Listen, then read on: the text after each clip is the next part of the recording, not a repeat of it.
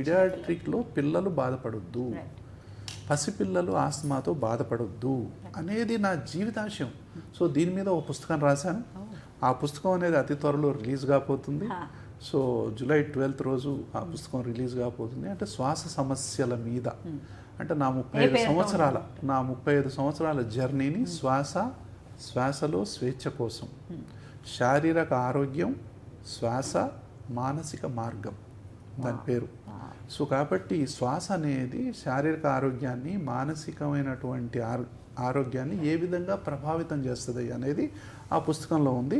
శ్వాస అనేది ఏటి వల్ల ఎఫెక్ట్ అవుతుంది, దాన్ని ఏ విధంగా మనం వైద్యం చేసుకోవాలి, ఆ పుస్తకం చదివినట్లయితే మనకు శ్వాస మీద సంపూర్ణమైనటువంటి అవగాహన వస్తుంది.